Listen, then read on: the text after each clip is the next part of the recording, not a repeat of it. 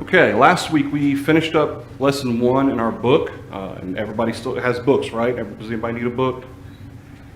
I didn't ask that last class. Okay, so we got halfway through lesson 2 last week. We talked about how the Bible is the Word of God, and there were 3-4 main points that Josh brings out here, that it's historically infallible. He goes through and describes people who have tried to disprove the Bible and then ended up actually proving that it was accurate, and then how that it fulfills prophecy, and how that prophecy certainly speaks to the inspired nature of the Bible, because nobody, there's even a quote in here that talks about prophecy, nobody can just imagine things that are to come with specificity, with being specific.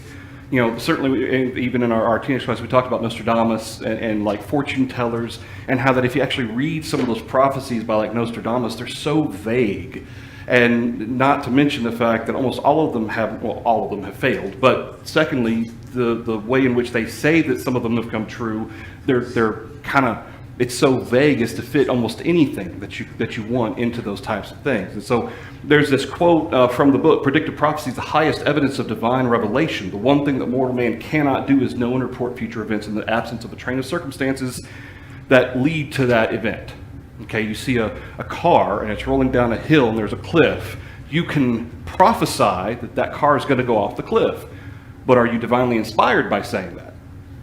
No, you're observing a chain of reactions that will lead to a natural conclusion unless some event takes place to prevent it. Okay, now if you were to say, that car's not going to jump off the cliff, okay, because somehow you knew something was going to happen, then that's kind of what we're talking about in terms of the Bible, but even more specific and even more further down the road. We're not even talking about observing a chain of events and then predicting an immediate outcome. We're talking about 150 years, for instance, with Cyrus. We're talking about thousands of years regarding the Messiah.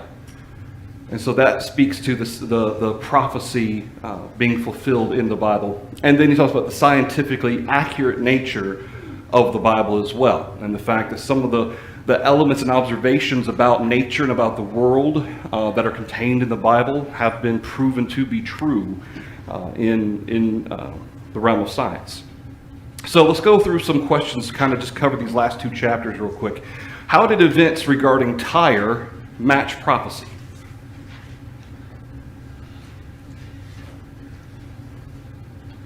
You remember? Okay, it would be flattened, and specifically, what would it end up being used for? Fishing nets. Fishing nets. I thought that was really interesting that today Tyre is a bald rock, just as God said it would be, and fishermen spread and dry their nets on it. In fact, you can even Google pictures of Tyre, of where Tyre once was, and it's just this massive rock next to this ocean. And of course, at one time, Tyre was a very powerful ocean-going city-state nation, and it's just relegated basically to just a place where you just spread things to dry, and that's it. How many years before Cyrus did God prophesy them by name? I accidentally just mentioned that.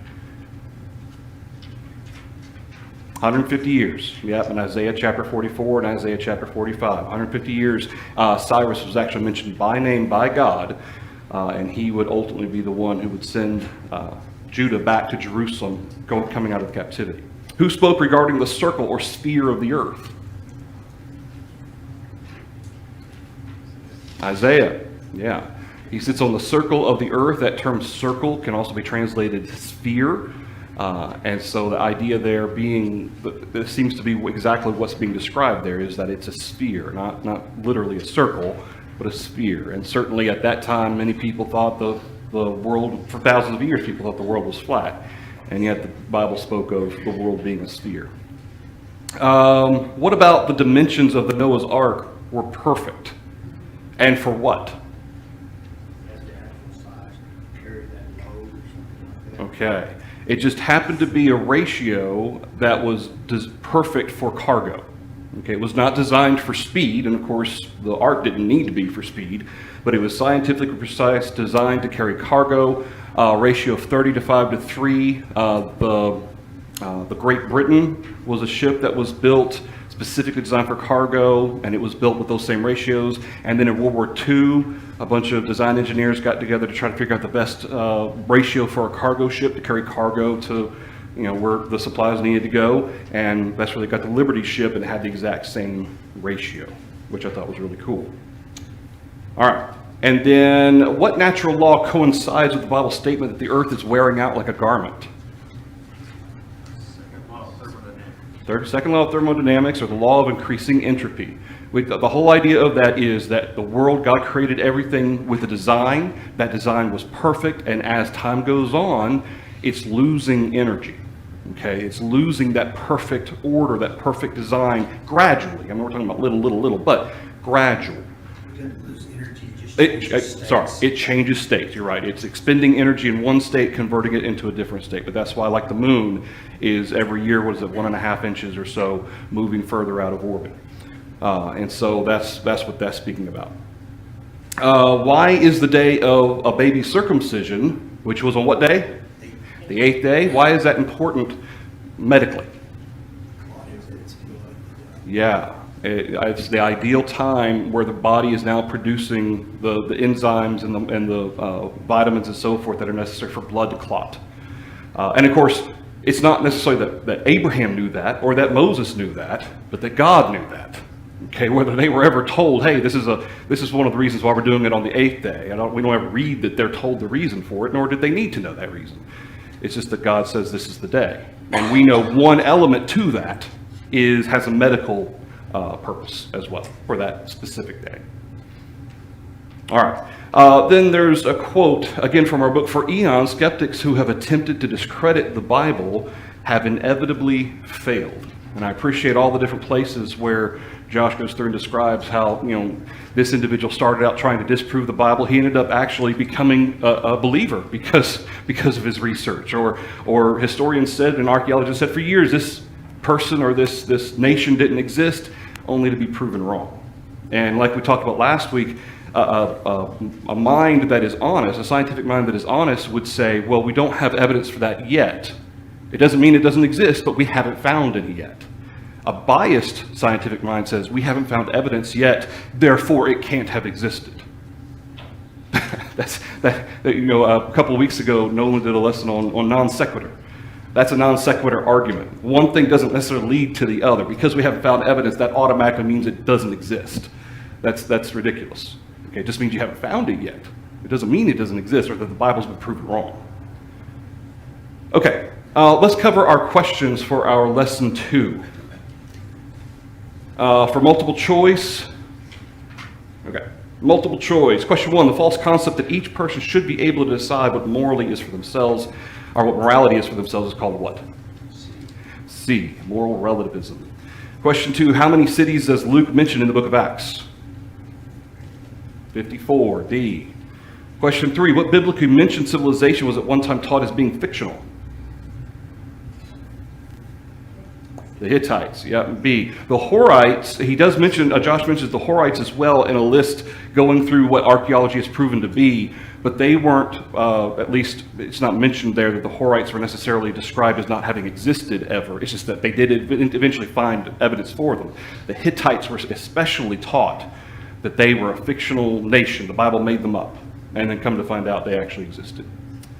So B, Hittite. Question 4, what famous archaeological find mentions Omri, king of Israel? The Moabite stone, D.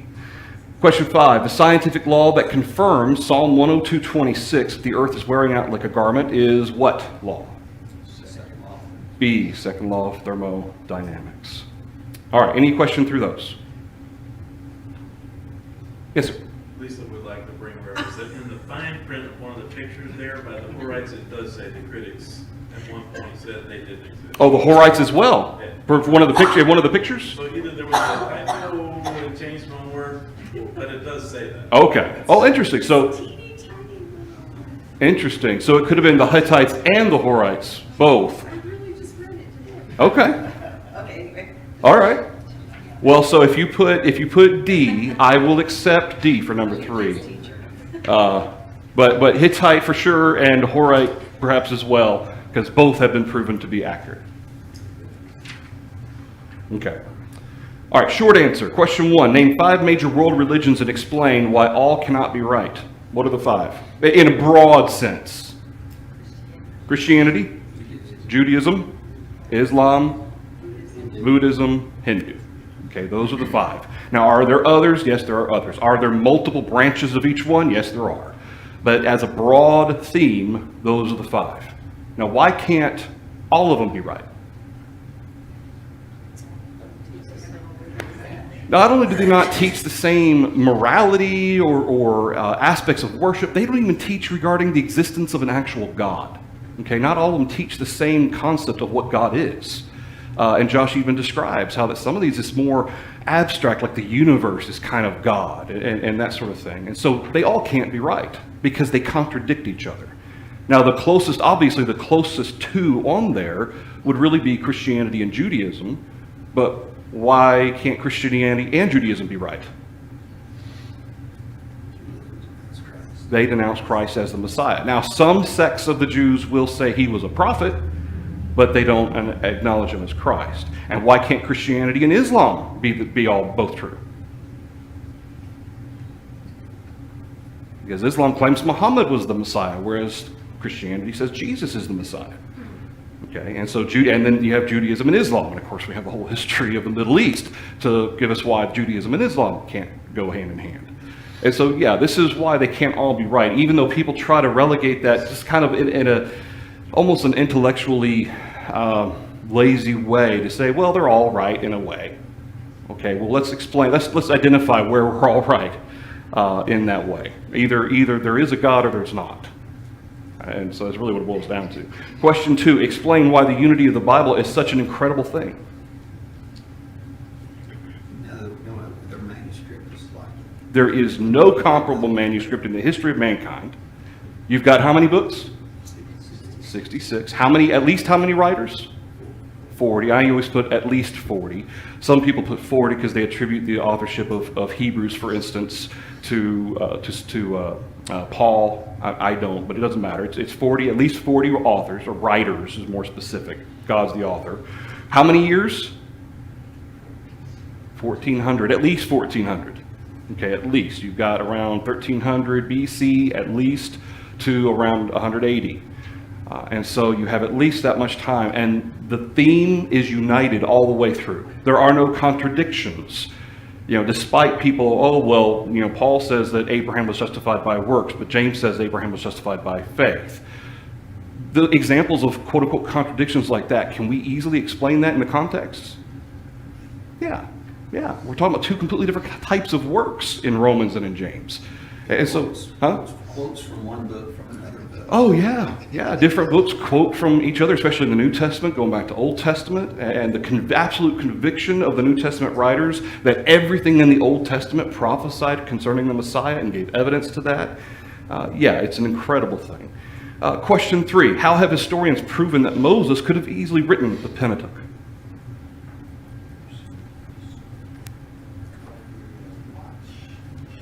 Yeah, so they started out with the discovery that there were comparable or contemporary ancient writings. The belief was that they didn't have the written language in Moses' time, which now, looking back on it in today, is a ridiculous thing to have thought, because now we've actually found etchings and things like that going back over 1,000 years prior to Moses.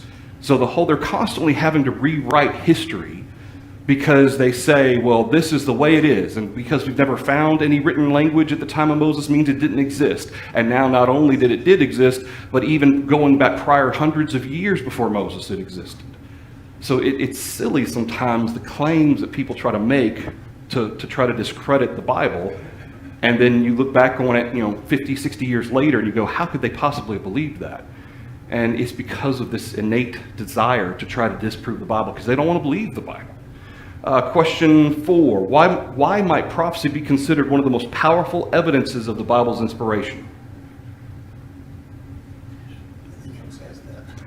Can man do that? Can man on his own prophesy things to come in 150 years, much less 1,000 years or 2,000 years?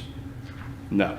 Now, again, you can observe things. You can observe maybe patterns in government, patterns in peoples and nations. Certainly there's observations of certain things like that, but you cannot, with being specific, present what the name of a certain king is going to be that's going to allow your people back to Jerusalem. Okay, you can't just, as a human being, you can't determine that, in 1,000 years there's going to be a baby who's going to be born of a virgin. He's going to be born in Bethlehem. His name is going to be called Emmanuel, and he's going to save his people from their sins. You can't, it's all definitely absolute inspired. Question 5, what is the significance of the arc's dimension ratio? We just talked about that, which is the fact that it's perfect for cargo, which is exactly what the ark was carrying. Scientifically precise. Scientifically precise. Yeah. Yeah, exactly. Yeah, that's the irony, isn't it? We want to throw out science, and yet this is scientifically precise.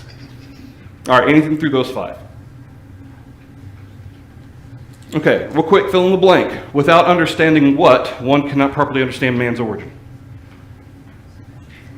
Special revelation or God's revelation. Okay, either one of those or God's special revelation. It's all in that first paragraph on the very first page of the lesson. Question 2, the Bible is composed of, we just mentioned, 66 books written by 40, I'd put 40 plus men, over at least 1,300 years or 1,300 plus years. The biblical custom of what was confirmed by the Tel El Amarna tablets, or Amarna tablets, yeah. Bowing what? Bowing 7 times. Yeah, when Jacob, remember, in fact, we read that not too long ago with the Jacob wrestling with the angel. Right after that, he goes and meets Esau, he bows 7 times. Question 4, among 2,000 Babylonian tablets discovered was the record of King whom, or of what, whose death is recorded in the book of Daniel? Belshazzar of Babylon. Question 5, 2 passages, blank and blank, tell us that a prophet who prophesies falsely is not from God. And not just those 2, but I think Josh is referring to the 2 that he mentioned. Deuteronomy 18, and what else? Isaiah 41. Okay. All right, so the discussion question, I'm not going to spend a lot of time on this because I want to get into lesson 3 and try to cover as much of lesson 3 as we can. But he says, you were with a group of friends eating lunch and the subject of religion comes up. One person comments, you can't say that one religion is better than another because they're all based on faith, which technically I guess is true. But how would you respond to that? How are they using the term faith? Just a belief. What is it based upon? I've been told to believe this. I was raised believing this. Our texts that we have that we follow says this. Written all those texts like Muhammad and so forth. Islam written by one person.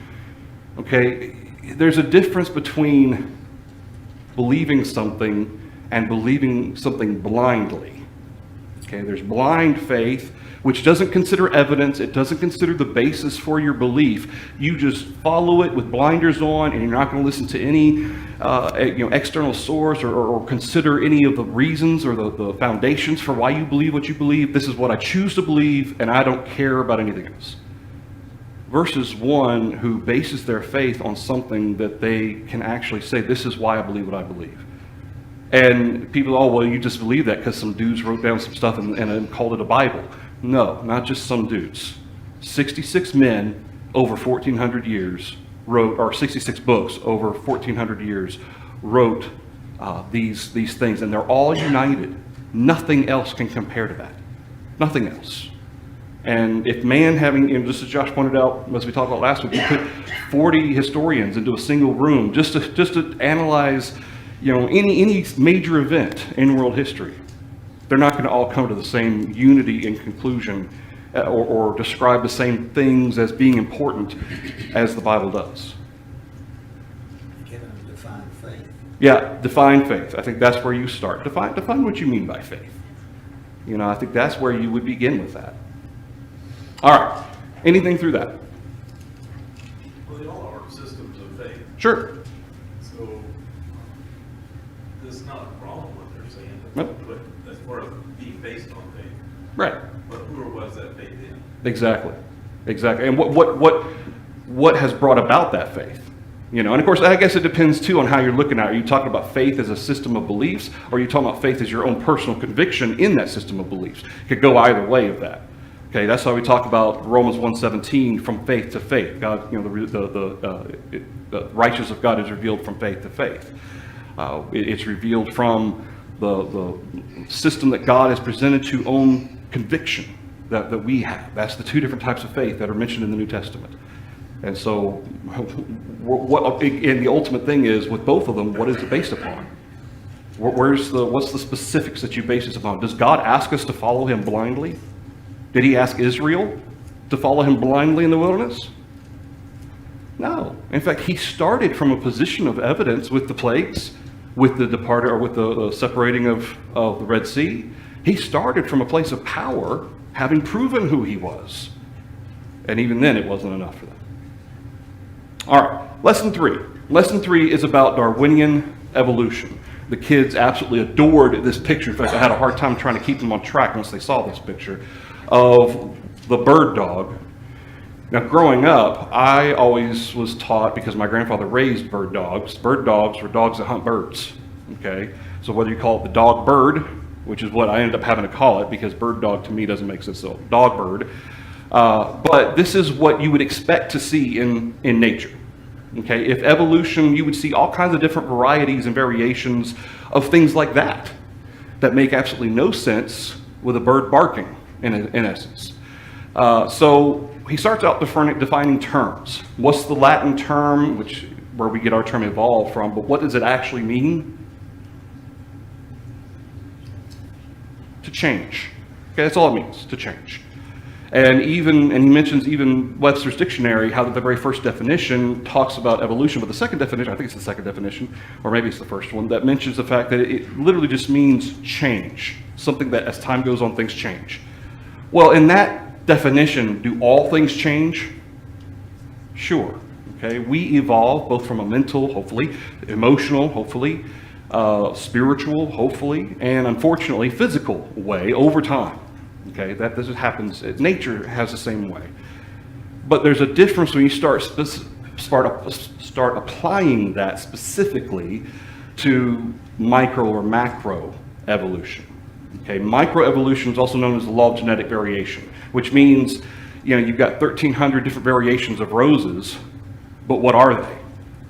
A rose. Okay. Just because you have 13 different variations with maybe all these weird Latin names to it, they're still of the same genus, the same family, which is a rose. Okay? A tiger is a type of what? Cat, a feline. Okay? Just like cats are felines. Lions are felines. But then you have dogs and, all these different variations of dog. You've got wolves, you've got all these different variations of that same family. And so you have the same idea going through describing as Josh goes through this lesson, describing the different kinds.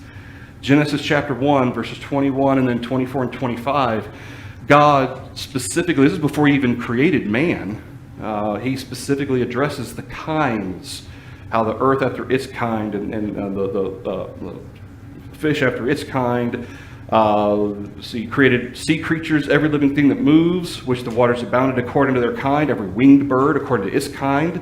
Verse 24, living creature according to its kind, cattle, creeping thing, beast of the earth. And then verse 25, the beast of the earth according to its kind, cattle according to its kind, everything that creeps on the earth according to its kind. God saw it was good. Okay. I include 1 Corinthians 15, verse 39, because Paul, in talking about the resurrection of the dead, he actually mentions in verse 39, all flesh is not the same flesh. There is one kind of flesh of men, then there's another flesh of animals, another flesh of fish, and another birds. He doesn't use the term kind, he uses flesh kind of synonymously with that idea, though, that they are of a certain type of family, and from that family, can one skip over to the other? No. No, they can't. In fact, we observe that a monkey will always be a monkey. Do we see, and this is one of the things I still don't understand, is that if humans, quote unquote, evolved from apes or whatever, how come we still have apes? Why did they not get the memo to evolve? I don't understand. That confuses me.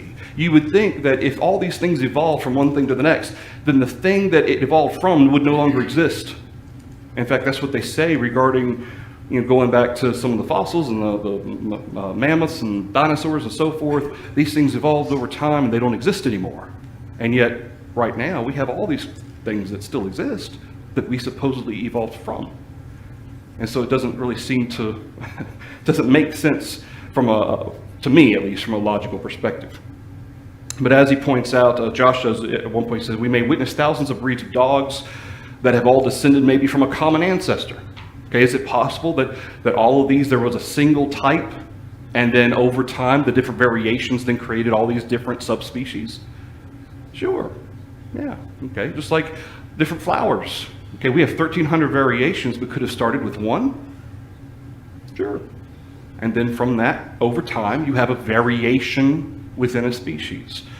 All right, so then he points out the way in which these individuals, the way that the observation and hypothesis, experiment, conclusion, but yet when it comes to what we're going to call Darwinian evolution, to mean macroevolution, from one species to a new species, you have observation.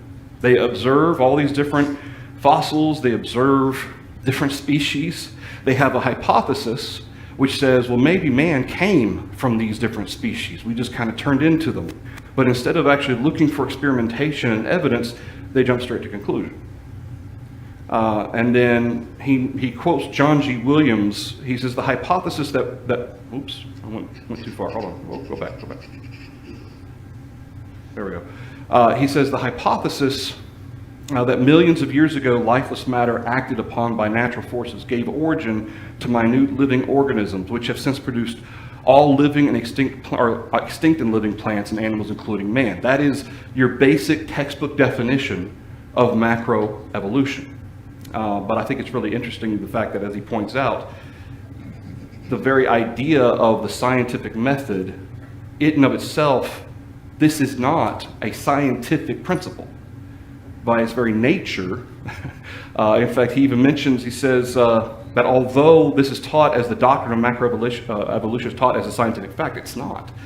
True science involves the scientific method. When a hypothesis is tested multiple times, valid data is attained, you can then construct a theory. But because macroevolution supposedly took place over billions of years, it's not experimentally reproducible, it's not even a theory. It's only a hypothesis, which is simply an assumption, explanation, or an idea. And I thought that was really important to show that we're not even talking about a theory, like the Big Bang Theory. Is it a theory, even? No, it's not.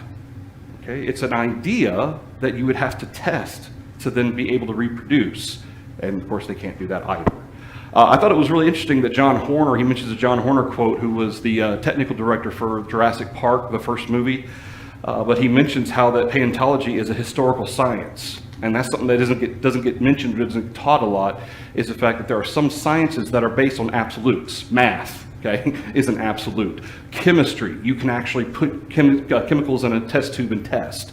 However, there are other areas that are historical, and as a result of that, they are, by their very nature, inconclusive. Okay? And when it comes to talking about the origin of life and things like that, since we can't reproduce it for sure, then there's no way you're going to ever be able to prove this to be accurate, and yet it's taught as if it were. All right, so the next section of this lesson, he talks about the history of Darwinian evolution, which began in 1859 on the origin of species by Charles Darwin. Obviously, he was not the first, although he's called the father of evolution. That isn't accurate, okay? And really, he didn't really come up with anything new. But really, on the origin of species, what he observed was variation within a species. Now, he then leapt from the variation within a species to talking about the possibility of species then coming into new species and so forth. But Psalm 14 and verse 1, what does Josh quote that saying? The fool says in his heart, there is no God. Were there fools in the time of the psalmist? Absolutely. David, okay, there were atheists then. They weren't, I'm sure, I hope they weren't widespread, but I mean, most of them most human beings at that time believed in God, or a God, or multiple gods. But the fool says in his heart, there is no God. And it has held true even today. While, yes, there seem to be atheists all over the place, relatively speaking to the number of population, the people who actually believe in a higher power, they're a very small minority in our world. which is ironic to think about. There's no transitional evidence. And this is one of the things I wanted to stress because Savannah actually mentioned to me one of her STAR tests included a question trying to say the opposite. That there is evidence that despite Darwin not having found evidence in his time, has evidence been found today that proves transitional evidence? Well, the answer for the STAR test was yes. And its basis for that were things like Neanderthals and all these missing link skeletons for all these different things. But what Josh is mentioning here in this section isn't that there aren't variations of skeletons that show change within a species. He's asking, where's the actual transitional skeletons showing, having kind of designing new organs or coming up with new fingers and new hands? Because you don't have a fish all of a sudden sprout a leg. You don't have that. It would have to come gradually, according to evolution anyway. So where are the skeletons showing this gradual change from monkeys, for instance, no longer having tails? Okay, where's that gradual transition? Did all of a sudden evolution say off with his tail and all of a sudden it started creating monkeys with no tails? Okay, that doesn't make sense. And so what his point is that regarding transitional evidence, even Darwin acknowledged there should be, and that's what's interesting about that STAR test question. It was really kind of a perversion of what Darwin said. Darwin didn't say we would find different variations of skeletons showing, again, variation within a species. That's not what he said. We should be finding fish with legs. We should be finding, horses with, fingers or whatever. Okay, any type of variation you could think of. We should be finding, if one thing has evolved to become something else, there should be what's called intertransitional. Okay, these transitional periods where for 1 million years this creature had this weird thing. Okay, for a while until it eventually evolved fingers or whatever. And that has not been found. And no matter how many times you read an article saying missing link found, it's just another variation of a human. That's what Neanderthals were. Neanderthals are just a variation of a human being. Oh, the DNA. Guess what? We share, I think it was something like 85% of our DNA with trees. Okay, DNA is just the building blocks of life. God used the exact same building blocks to build everything.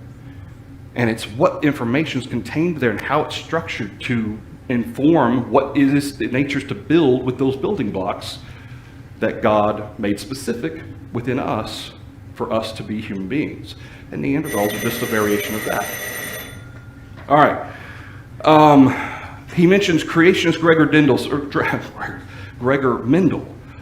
If you ever wondered what neo-Darwinism is, what new Darwinism is just the idea of Darwin's theory of macroevolution combined with Gregor Mendel's observations of genes and DNA, and then those are put together. And that's referred to as neo-Darwinism. So if you ever wondered why people use that phrase, it's just a combination of those two things. And as Josh points out, to date, geological finds have, rather than fulfilling Darwin's prophecy, supported just the opposite. Fossils always appear in a fully developed form rather than the transitional interphylla forms that Darwin predicted. And I think it's really interesting that they're now trying to kind of revisionist history Darwin and what he actually said we would find, because they haven't found it. All right, so then he talks about why has it been accepted? Well, ultimately, it's more a religion and it's not a science. And if you really look at it, that's what it is. And people believe it because they've been told that they should believe it. They've been told that if you're intelligent, you should believe this. Because throughout, and especially on our collegiate level, our kids and college-age kids are being taught that as a society, we won't really evolve to our next stage until we put away these old beliefs of gods and things like that. Those are primitive types of thought processes.